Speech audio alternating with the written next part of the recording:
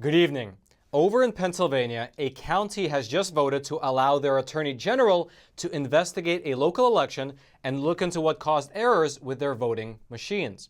Meanwhile, over in Arizona, the state senate over there is considering expanding the audit over in Maricopa County to include not only the presidential and senate races, but instead all of the races of the 2020 election. Now, over in Minnesota, the founder of a local BLM chapter, he released a video explaining how he resigned after learning the ugly truth about the Black Lives Matter organization. And lastly, over in Florida, a concert down there is imposing a fairly heavy tax on people who are not vaccinated by making them pay 50 times more for tickets. Let's go through these stories together. This is your daily Facts Matter update, and I'm your host, Roman from the Epoch Times. Now let's begin today's discussion over in Arizona. But actually, just before we do, as a quick aside, down there at the very top of the description box is a link to Epoch TV, our brand new no censorship video platform where you can find all of the awesome Epoch Times programs like The Larry Elder Show, American Thought Leaders, Crossroads with Joshua Phillips, China in Focus, Life and Times, and our show, Facts Matter. And on there you will find exclusive episodes that you will not find here on YouTube. In fact, over the weekend, we published an awesome episode looking into the possibility that the virus escaped from a lab over in Wuhan, something that I do not feel comfortable discussing here on YouTube. So check that link out, subscribe to Epoch TV, and then let's really start over in Arizona. As we've already discussed in several previous episodes, the large-scale audit of the 2020 election over in Maricopa County has officially restarted as of last week. And as a part of that audit, the Arizona State Senate is doing a hand recount of 2.1 million ballots. They are looking for any possible IT breaches that might have occurred, and they are also examining close to 400 tabulation machines that were used during the election.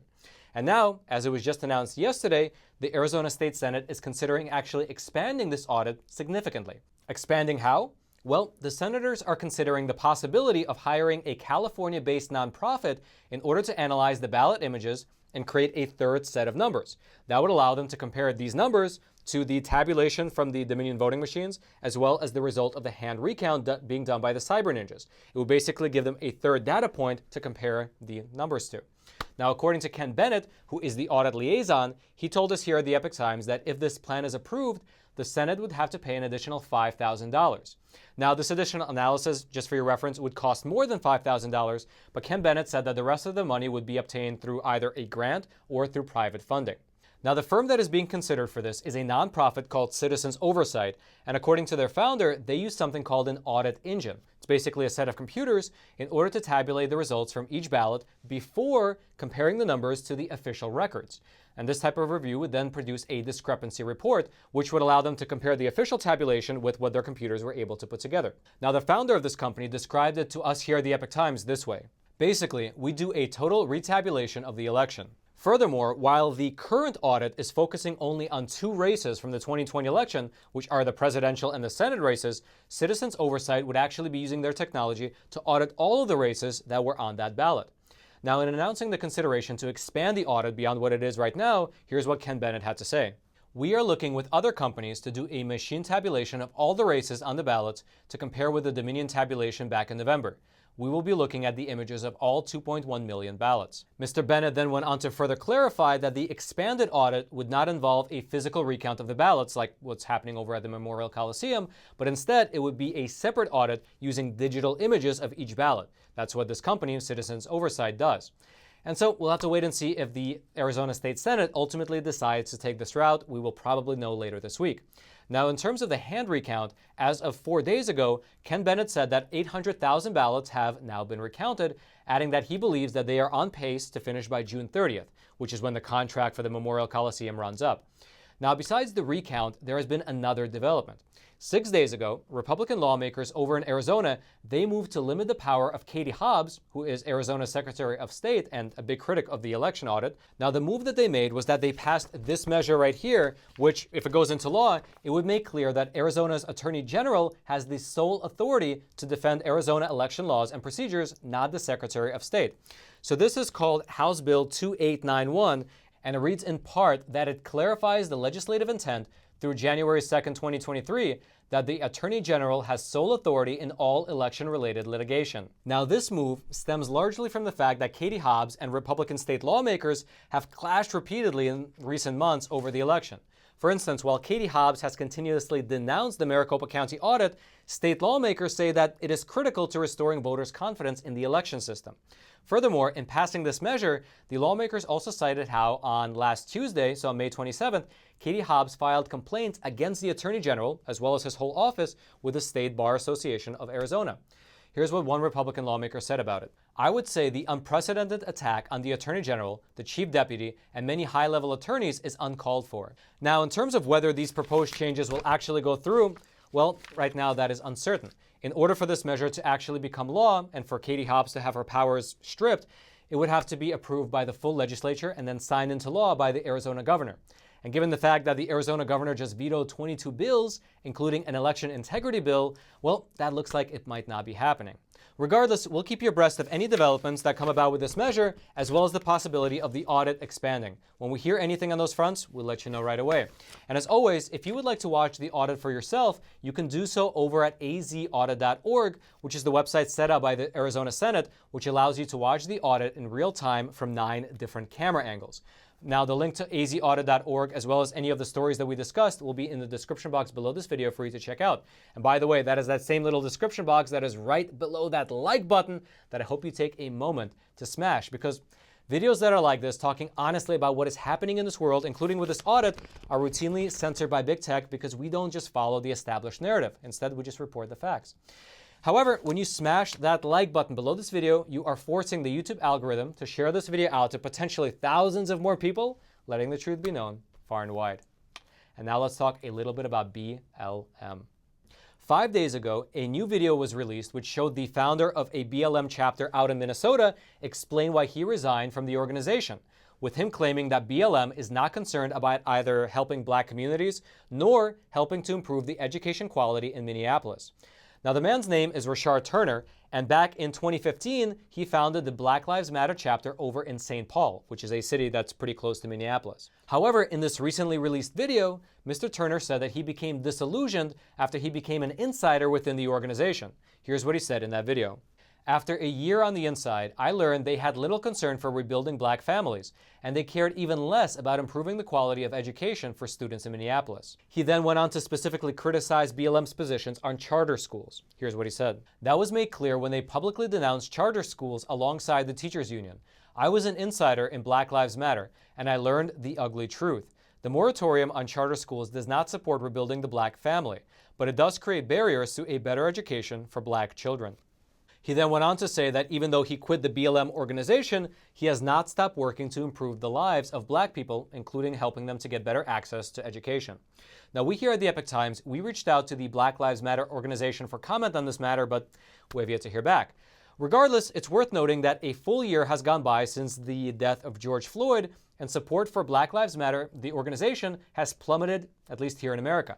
According to a recent poll from the Morning Consult, only 48% of Americans hold favorable views about the BLM organization, which is down from 61% in May of last year. Now, one of the reasons that might be contributing to this decline in favorability, well, besides the rioting and the looting, might be the fact that one of the co-founders of the BLM national organization, Ms. Patrisse Cullors, she was recently revealed to have been building up a fairly large real estate portfolio, which includes at least one mansion. And she was also found to be raking in $20,000 a month while serving as the chairwoman of a jail reform group out in Los Angeles.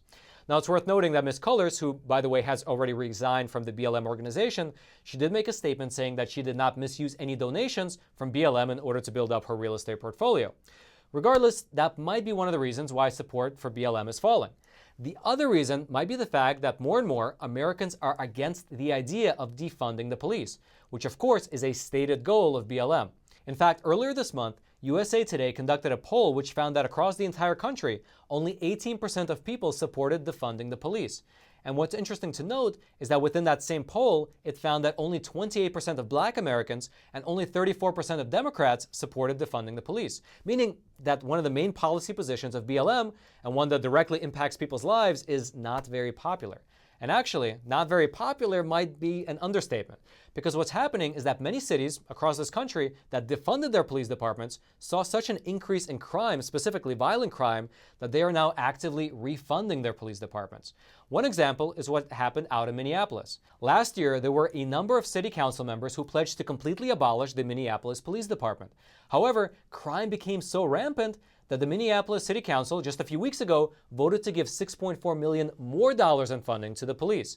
Here's how the mayor of Minneapolis, Jacob Frey, who's a Democrat, described the situation. "The violence needs to stop. It's unacceptable. People deserve to feel safe in their neighborhood. They deserve to be able to send their kids out to the sidewalk to play and to recreate without bullets flying by. That's unacceptable. We should be holding these perpetrators accountable." And then he specifically blamed the rise in crime to the defund the police movement. Here's what he said. "When you make big, overarching statements that we're going to defund or abolish and dismantle the police department and get rid of all the officers, there's an impact to that." Now, here in New York, where we filmed this program, there is a very similar situation playing out. Last year, Bill de Blasio, who is the mayor of New York, he's a Democrat, he pledged to cut $1 billion worth of funding from the NYPD. And although when you actually comb through the numbers, the city did not really cut the budget by $1 billion, they cut it by about $300 million. Regardless, there has been a surge in violent crime here in New York City that's not been seen since the mid-90s. It's gotten pretty bad. I mean, there has been a historic increase in shootings, in murders, and violent crimes. In fact, here is an announcement from the NYPD, and this is from March, and it says that in terms of shootings, there has been a 76% increase year over year. There's been 76 more shootings this year than last year, at least in March. And so Mayor Bill de Blasio, who again announced last year that he was defunding the police to a tune of $1 billion, just this month, he announced that he is instead building a new police precinct to deal with the surge in crime. Here's what he said. "The 116th precinct building was something that could not happen in that environment because of trade-offs. It was one or the other, which was the choice in 2020.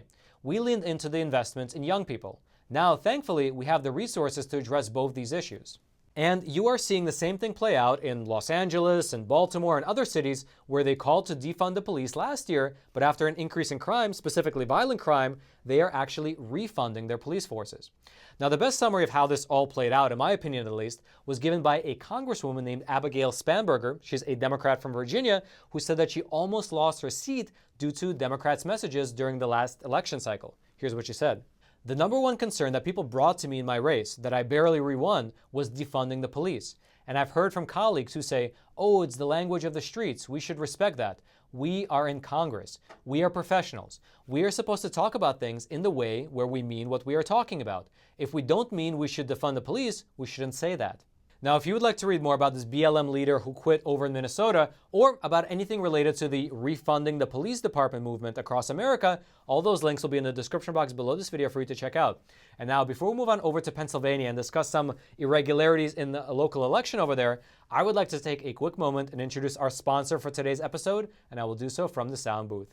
That's right. The sponsor for today's episode is American Hartford Gold, which is a very cool company run by patriots that sells precious metals, gold and silver, that can be delivered directly to your doorstep, or they can be deposited into your IRA account, making it super simple. Now, they are one of my personal gold and silver bullion dealers. They're awesome. They have great customer service. And actually, when you call them, their wait music is a speech by Ronald Reagan. So even when they put me on hold, I appreciate it. They have an A+ rating with the Better Business Bureau, and so you know they're a trustworthy organization. And right now they're offering a special to viewers of our program of Facts Matter. So when you call them or when you place an order with them, depending on how much gold and silver you buy, they will not only throw in free silver, $1,500 worth of free silver, but they can also send you a free safe so you can keep your precious metals in your home knowing that they're safe and secure. So the link to them will be in the description box below, or you can give them a call at 866-242-2352, or you can text Roman to 65532. Again, give them a call, click on the link in the description box below. And American Hartford Gold, thank you so much for sponsoring our episode. And now, Roman in the studio, back to you. And now let's move on over to Pennsylvania. Last week, in an episode that was exclusively on Epoch TV, we discussed how a county over in Pennsylvania had some issues with their local election. What happened was that Luzerne County, which is in the northeast of Pennsylvania, they reported having problems with their Dominion voting machines. This problem had to do with incorrect labeling and electronic ballots. According to what some of the local voters said, what happened was that when Republican voters approached the machine in order to vote, the introduction page said official Democratic ballot, even though those voters were registered Republicans. This problem caused at least one township in that county to pause their election altogether, and then the county election director released this statement. We want to assure everybody that what happens is when you are a registered Republican, we have a specific code for that ballot. And once we punch that code in, even though the header says something like Democratic ballot, it's actually for the races that are in the Republican Party. Now, we here at the Epoch Times, we reached out to Dominion to get their comment on this issue, and here's what they told us. Luzerne County's election director has confirmed that there is a ballot screen error that is confined to the header on the viewing screen of the machine, and that all ballots are printing correctly with the Republican header and the Republican primary election races. As to why specifically this error occurred, thus far it's not clear. The county's director of elections told local media that he is still working with Dominion to get an explanation as to how this coding error occurred. They were as surprised about it as we were. Now, just a few days ago, the Luzerne County Council, they voted on a resolution to allow the local district attorney's office to investigate the election and look into the source of these voting machine errors. All 10 council members who were present voted in the affirmative, and now this investigation can officially take place. Now, the councilman who initially proposed this investigation, he said that it was necessary because many voters are disenfranchised and concerned about the integrity of the election process. Specifically, the county resolution is asking the prosecutor to investigate Dominion voting machines programming as well as their company practices. Now, the local district attorney out there, he told a local news outlet that his office will be looking into any allegations of possible criminal conduct relating to the election, adding that, without integrity in our elections, the public cannot trust the remainder of our democratic process. Now, we here at the Epoch Times will keep you abreast of any developments in this case as they're going to be coming about. And if you would like to read more specifically about what happened during that election out in Pennsylvania, that link will be in the description box below this video for you to check out. And now let's head on over to Florida. If you would like to take a glimpse at what a world with vaccine passports might look like, well, take a look at what this concert in Florida is doing. They are charging people who are vaccinated only $18 per ticket, while for those who are not vaccinated, each ticket will cost $1,000. Now, the concert is featuring a bunch of punk bands, and on their ticket website, they say this: "We are not telling you what to do here. We are making a business decision and letting the market decide. If someone wants to come in unvaccinated, they will scare off a large number of patrons and will need to pay the difference." The directions on that website further say that in order to qualify for this discount, the concert goers will have to bring a copy of their physical vaccination card as proof. Now, as to whether this is legal or not, well, according to a bill which was signed into law by Governor Ron DeSantis just earlier this month, this thing is not legal in Florida. That bill, by the way, is officially called SB 2006, and it prohibits Florida businesses from requiring customers to show documentation that they have been vaccinated. And there is more than just this punk concert which has been trying to float this new law. In fact, just 4 days ago, Celebrity Cruises, which is a subsidiary of Royal Caribbean, they said that they will proceed with their plan to require people to show proof of vaccination. Here's what their spokesperson told the media. "We are working to finalize our health and safety measures for cruises departing from U.S. ports, including Florida, in collaboration with the U.S. Centers for Disease Control and Prevention. Our commitment to sail with fully vaccinated crew members and guests still stands, as it is a meaningful layer to ensure we make every effort to help keep safe our guests, crew, and the communities we visit." Now, in light of this statement, Governor Ron DeSantis, he came out and he reiterated that Florida will not be embracing any form of vaccine passports, and then he went one step further. He said that Celebrity Cruises would be breaking Florida law if they attempted to require that passengers show proof of vaccination. Here's what he said as a part of that statement. "You don't pass laws and then not enforce them against giant corporations. It doesn't work that way." And so we'll just have to wait and see what comes of this legal challenge. Likely what needs to happen is that the cruise line will need to begin operating, begin requiring people to show proof of vaccination, at which point the governor can then step in and enforce Florida's law. As to how that will actually look like in practice, well, we'll just have to wait and see.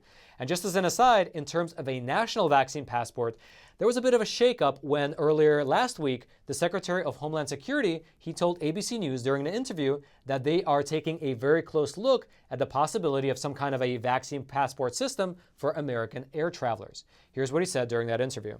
"We're taking a very close look at that. You know, one of our principles that has guided us throughout this pandemic is the value of diversity, equity, and inclusion, and making sure that any passport that we provide for vaccinations is accessible to all and that no one is disenfranchised."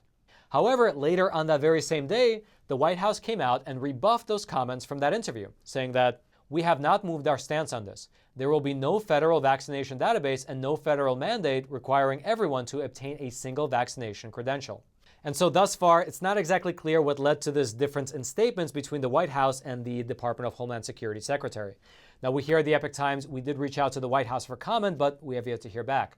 Regardless, if you would like to read more about this punk concert over in Florida, about Governor Ron DeSantis' statements, or about this vague possibility of a possible national level vaccine passport, well, all those links will be in the description box below this video for you to check out.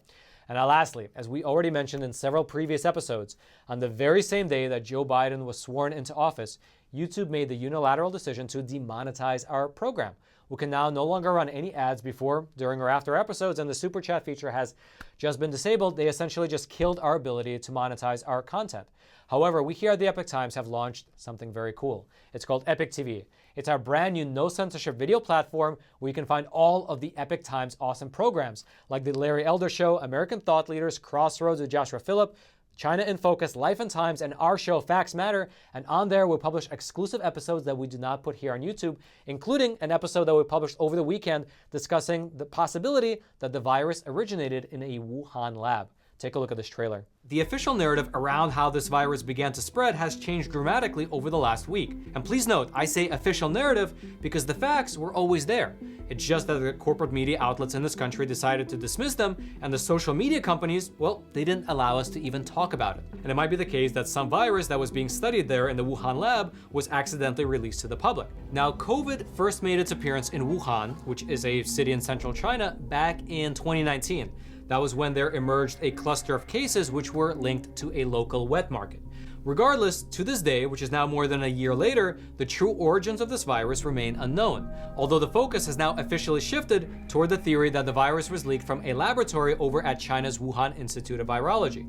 And in my opinion, that was due to the fact that people forgot that communists lie like people breathe. Dr. Fauci, he appears to be in some hot water over his funding of the Wuhan Institute of Virology. Let's go through it together.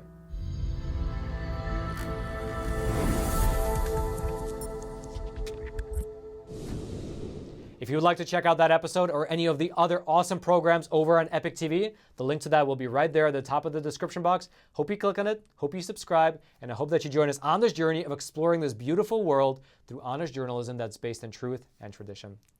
Now lastly, if you haven't already, smash that like button for the YouTube algorithm. Subscribe to this YouTube channel if you haven't already, in order to get this type of honest news content delivered directly into your YouTube feed while you still can. And until next time, I'm your host, Roman from the Epoch Times. Stay informed and stay free.